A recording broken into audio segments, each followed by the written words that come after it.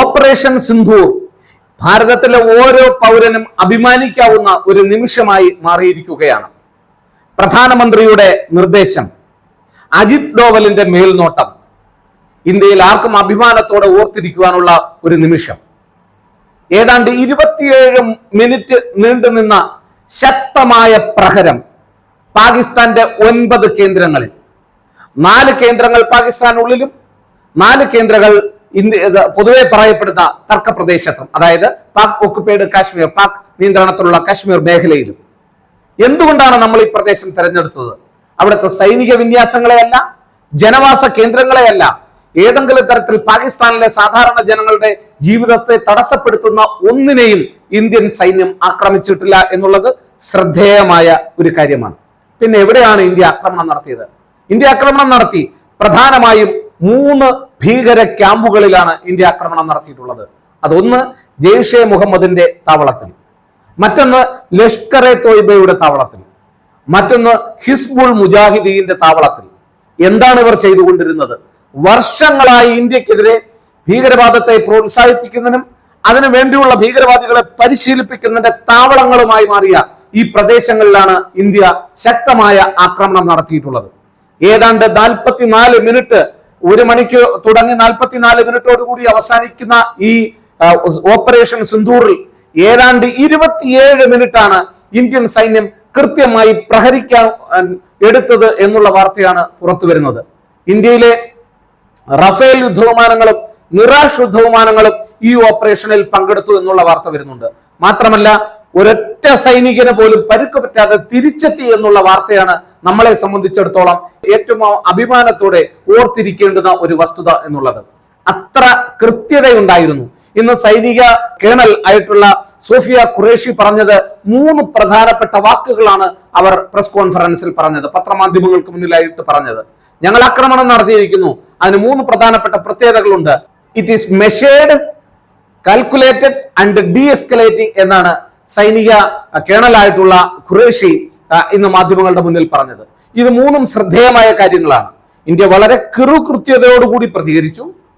Calculated ആയിരുന്നു, കണക്ക് കൃത്യമാക്കുന്നത് പോലെ അത്ര കൃത്യതയോടുകൂടി സ്ഥലം ലൊക്കേറ്റ് ചെയ്തു. നോൺ എസ്കലേറ്റിംഗ് ആണ്, അവിടെ വിട്ട് ഒരാക്രമണത്തിന് ഞങ്ങൾക്ക് താല്പര്യമില്ല, ചെയ്തിട്ടില്ല എന്നുള്ളതാണ്.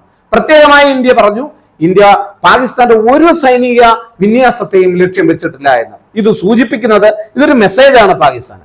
അതായത് ഞങ്ങൾ ഉന്നം വെച്ചത് കൃത്യമായി ഞങ്ങൾക്കറിയാവുന്ന പാകിസ്ഥാനുള്ളിലുള്ള ഭീകരവാദ കേന്ദ്രങ്ങളെയാണ്.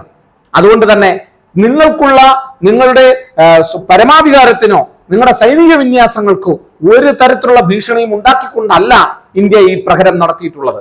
ഇന്ത്യയിലെ സിവിലിയന്മാരുടെ നഷ്ടപ്പെട്ട 26 ജീവനുകൾ മാത്രമല്ല, തുടർച്ചയായി ഇന്ത്യ നേരിട്ട ഭീകരവാദത്തിന്റെ ചരിത്രം പറഞ്ഞുകൊണ്ടാണ് നമ്മുടെ സൈന്യം ആ പത്രസമ്മേളനം നടത്തിയിട്ടുള്ളത് എന്നുള്ളത് നമ്മൾ ആലോചിക്കണം. കൃത്യമായി ഇന്ത്യക്ക് എവിടൊക്കെ നഷ്ടം വന്നു എന്ന് ഇന്ത്യ പറഞ്ഞുകൊണ്ട് ഒരു നിവൃത്തിയുമില്ലാതെ പാകിസ്ഥാനിലെ ഭീകരവാദ കേന്ദ്രങ്ങളെ നമ്മൾ തിരിച്ചടിക്കുന്നത് എന്നുള്ള വാർത്ത ലോകത്തെ അറിയിച്ചിരിക്കുകയാണ്. അതേസമയം തന്നെ 5ഓളം കേന്ദ്രങ്ങളിലാണ് ആക്രമിച്ചിട്ടുള്ളത്, അല്ലെങ്കിൽ ഇന്ത്യ തിരിച്ചടിച്ചിട്ടുള്ളത് എന്നാണ് പാകിസ്ഥാൻ പറയുന്നതെങ്കിലും ഇപ്പോൾ 9 കേന്ദ്രങ്ങൾ വരെ ഇന്ത്യ ആക്രമിച്ചു, ഇന്ത്യ തിരിച്ചടിച്ചു എന്നുള്ള ശക്തമായിട്ടുള്ള തിരിച്ചടിയായിരുന്നു അതെന്നുള്ള വാർത്ത ഇപ്പോൾ ഓരോ നിമിഷവും വന്നുകൊണ്ടിരിക്കുകയാണ്. ഇന്ത്യയിലെ പ്രധാനമന്ത്രിയും അജിത് ഡോവലും നടത്തിയ ഈ നീക്കത്തിന് ചില പ്രത്യേകതകളുണ്ട്. ഒന്ന്, ആക്രമണം നടന്ന ഇന്ത്യയിലെ സിവിലിയന്മാർ വധിക്കപ്പെട്ട ആ ദിവസം തന്നെ പ്രധാനമന്ത്രിയോട് പോയി പറഞ്ഞേക്കൂ എന്ന് ഭീകരവാദികൾ പറഞ്ഞപ്പോൾ പ്രധാനമന്ത്രി നരേന്ദ്രമോദി പറഞ്ഞ മറുപടി ഇത് ചെയ്തവരുടെ വീട്ടിൽ ചെന്നവരെ വകവരുത്തും എന്നുള്ളതാണ്. അമിത്ഷായും പ്രധാനമന്ത്രി ഒരേ സ്വരത്തിലാണത് പറഞ്ഞത്. അതിനുള്ള മറുപടി വീട്ടിൽ ചെന്ന് നൽകിയിരിക്കുന്നു എന്നുള്ളതാണ് ഏറ്റവും പ്രധാനപ്പെട്ട കാര്യം. രണ്ടാമത്, അജിത് ഡോവലിന്റെ ഒരു മാർഗനിർദ്ദേശമാണ്. അജിത് ഡോവലിന്റെ പ്രത്യേകത എന്ന് പറയുന്നത് അദ്ദേഹം 24 മണിക്കൂറും ഭാരതത്തിന് വേണ്ടി കഷ്ടപ്പെടുന്ന ഒരു വ്യക്തിയാണ് എന്ന് നമുക്ക് എല്ലാവർക്കും അറിയാം. സുരക്ഷാ കാര്യ ഉപദേഷ്ടാവാണ്, ദേശീയ സുരക്ഷാ ഉപദേഷ്ടാവാണ് അദ്ദേഹം. അദ്ദേഹത്തിന്റെ പ്രത്യേകത എന്ന് പറയുന്നത് അദ്ദേഹം ഏതെങ്കിലും സ്വർണ്ണഗോപുരത്തിൽ ഇരുന്നു കൊണ്ട് കാര്യങ്ങൾ തീരുമാനിക്കുന്ന ഒരു വ്യക്തിയല്ല. വർഷങ്ങളോളം ഇന്ത്യൻ സൈന്യത്തിന്റെ ഭാഗമായിരുന്നുകൊണ്ട്, റോയുടെ ഭാഗമായിരുന്നുകൊണ്ട്, ഇന്ത്യൻ രഹസ്യാന്വേഷണ സംവിധാനത്തിന്റെ ഭാഗമായിരുന്നുകൊണ്ട്, അതുപോലെ തന്നെ സുവർണക്ഷേത്രത്തിലൊക്കെ നടത്തിയ ഓപ്പറേഷൻസ് അദ്ദേഹത്തിന്റെ കഴിവിനെ വിളിച്ചു പറയുന്നുണ്ട്. അദ്ദേഹം പോലും തീവ്രവാദികളുടെ ഇടയിൽ നുഴഞ്ഞു കയറി അവരുടെ വിവരങ്ങൾ ചോർത്തിയെടുത്ത് ആ ബോംബുകളൊക്കെ നിഷ്പ്രഭമാക്കുന്നതിന് അദ്ദേഹം അന്ന് കാണിച്ച ചാതുര്യത്തെ നമുക്കറിയാം. അപ്പൊ അദ്ദേഹത്തിന്റെ മാർഗനിർദ്ദേശത്തിൽ അജിത് ഡോവലിന്റെ നേതൃത്വത്തിൽ പ്രധാനമന്ത്രിയുടെ മാർഗനിർദ്ദേശത്തിൽ ഈ ഓപ്പറേഷൻ സിന്ദൂർ നടത്തുമ്പോൾ നമുക്ക് ഏവർക്കും അഭിമാനിക്കാം എന്നുള്ളതാണ്. അവർ ഇതൊക്കെ കണ്ടുകൊണ്ടിരുന്നു, ലൈവായി അവരിത് വാച്ച് ചെയ്തുകൊണ്ടിരുന്നു എന്നുള്ള വാർത്തകളാണ് പുറത്തു വരുന്നത്. ഒരിടത്ത് പോലും തെറ്റുവരാതെ കൃത്യമായ മാർഗനിർദ്ദേശത്തിന്റെ അടിസ്ഥാനത്തിൽ കൃത്യമായി ഇന്ത്യക്ക് പ്രഹരിക്കാനായി എന്നുള്ളതാണ്. 15 ദിവസമായിട്ടും ഇന്ത്യ എന്തേ തിരിച്ചടിക്കാത്തത് എന്ന് ചോദ്യങ്ങൾ ഉന്നയിച്ച പലർക്കുമുള്ള ഒരു മറുപടിയാണിത്. കാരണം നമ്മള് ഒരു പക്വതയാർന്ന ജനാധിപത്യ രാജ്യമാണ്. കിട്ടുന്ന തരത്തിൽ പ്രതികരിക്കുക എന്നുള്ളതല്ല നമ്മളുടെ ലക്ഷ്യമെന്ന് പറയുന്നത്. കൃത്യതയോടുകൂടി ടാർഗറ്റിനെ കണ്ടെത്തി ആരാണോ ഇത് ആക്രമണം നടത്തിയത് അതിനു വേണ്ട തെളിവുകൾ ശേഖരിച്ച്, നമുക്കറിയാം ഇതിനോടകം തന്നെ ഏതാണ്ട് കൃത്യമായിട്ടുള്ള ഏറെക്കുറെ തെളിവുകൾ ശേഖരിക്കുവാൻ ഇന്ത്യ പരിശ്രമിച്ചിരുന്നു. പല ഭീകരവാദികളെയും നേരിട്ട് പിടിക്കുവാനാണ് ശ്രമിച്ചതെങ്കിലും ചിലരൊക്കെ ഏറ്റുമുട്ടലിൽ വധിക്കപ്പെട്ടു, അവർ കൊല്ലപ്പെട്ടു. അപ്പോ നമ്മൾ പരമാവധി ചെയ്തത് ഭീകരവാദികളുടെ കേന്ദ്രങ്ങൾ കണ്ടെത്തുക. ഇപ്പം ഇന്ത്യ തന്നെ ഔദ്യോഗികമായി പറഞ്ഞു കഴിഞ്ഞു, ഭീകരവാദികൾ പാകിസ്ഥാനുമായി കമ്മ്യൂണിക്കേഷൻ നടത്തി, ഇസ്ലാമാബാദുമായി ഫോൺ ബന്ധം അവരുപയോഗിച്ചു. അതുപോലെ തന്നെ ചൈന പാകിസ്ഥാന്റെ സൈന്യത്തിന് നൽകുന്ന ചില സഹായങ്ങൾ, ആ സഹായങ്ങൾ ഇവർ ഉപയോഗപ്പെടുത്തി എന്നുള്ളതാണ്. ഹുവാവയുടെ സാറ്റലൈറ്റ് മൊബൈൽ ഫോൺ വഴിയാണ് ഈ ഭീകരർ കമ്മ്യൂണിക്കേഷൻ നടത്തിയിട്ടുള്ള ചില വാർത്താ വിവരങ്ങൾ പുറത്തു വന്നിട്ടുള്ളത്.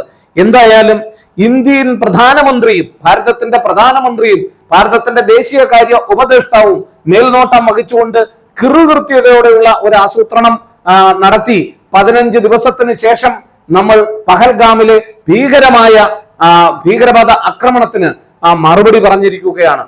മായ്ക്കപ്പെട്ട സിന്ദൂരം സൈന്യത്തിലൂടെ തിലകമായി ചാർത്തിക്കൊണ്ട് ഇന്ത്യയിലെ ഏതൊരു പൗരന്റെയും അടിസ്ഥാന ജീവനും സ്വത്തിനും സംരക്ഷണം നൽകുന്നതിന് വേണ്ടി വായുസേനയും കരസേനയും വ്യോമസേനയും 24 മണിക്കൂറും പ്രതിജ്ഞാബദ്ധമാണെന്നും അത് വാക്കുകളിലൂടെയല്ല പ്രവൃത്തിപഥത്തിൽ കൃത്യമായി നടത്തിക്കൊണ്ടു പോകുന്നതിനുള്ള ശേഷി തങ്ങൾക്കുണ്ടെന്നും കേവലമായി ഉന്നയിക്കപ്പെടുന്ന ആ ആണവായുധം പ്രഹരം ഞങ്ങൾ അത് ഉണ്ടാക്കുമെന്ന് പറയുമ്പോൾ ഞങ്ങളുടെ കയ്യിലിരിക്കുന്നത് ദീപാവലിക്ക് പൊട്ടിക്കുവാനുള്ള പടക്കമല്ല എന്ന് കൃത്യമായി ഓർമ്മിപ്പിച്ചുകൊണ്ട് വേണ്ടി വന്നാൽ പാകിസ്ഥാനിൽ ഏതറ്റം വരെയും ആക്രമിക്കുവാനുള്ള ശേഷി തങ്ങൾക്കുണ്ടെന്നും അതേസമയം ഇന്ത്യ ആഗ്രഹിക്കുന്നില്ല എന്നും ഭീകരവാദത്തെ ഇല്ലായ്മ ചെയ്യുക എന്നുള്ള ലക്ഷ്യമാണ് ഭാരതത്തിനുള്ളിൽ ഉള്ളതെന്നും ലോകത്തോട് ഉറക്കെ വിളിച്ചു പറഞ്ഞുകൊണ്ടാണ് ഇന്ത്യ ഈ ഓപ്പറേഷൻ നടത്തിയിട്ടുള്ളത്.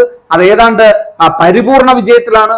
മറ്റൊരു ആക്രമണം അല്ലെങ്കിൽ മറ്റൊരു തരത്തിലുള്ള തിരിച്ചടി പാകിസ്ഥാന് ഇനി പെട്ടെന്ന് നൽകണമെന്ന് ഇന്ത്യ ആഗ്രഹിക്കുന്നില്ല. എന്നാൽ ഒരു ചുവടെങ്കിലും മുന്നിലേക്ക് വന്നാൽ ഇന്ത്യൻ നേവി അത് വളരെ മുമ്പേ തന്നെ വ്യക്തമാക്കി കഴിഞ്ഞു. ഒറ്റ വാക്കിലാണ് പറഞ്ഞത്, തകർത്തു കളയും എന്ന്. ഏതാണ്ട് അത് തന്നെയാവും ഉണ്ടാവുക എന്നുള്ള കാര്യത്തിൽ സംശയം വേണ്ട.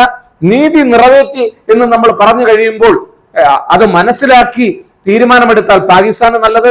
എന്തായാലും ഇന്ത്യൻ സമയം പുലർച്ചെ 1 മണിക്കും 1:45 ഇടയിലായി 1:44 ഇടയിലായി ഇന്ത്യൻ സൈന്യം, നമ്മളൊക്കെ വളരെ വലിയ ഗാഠനിദ്രയിലായിരുന്നപ്പോൾ ഇന്ത്യൻ സൈന്യം ഭീകരവാദ കേന്ദ്രങ്ങൾ, അവരുടെ കൂടാരങ്ങൾ തെരഞ്ഞുപിടിച്ചു ഓരോ ഭീകരവാദിയെയും വകവരുത്തുന്നതിന് വേണ്ടിയുള്ള ശ്രമങ്ങളായിരുന്നു എന്നുള്ളതാണ്.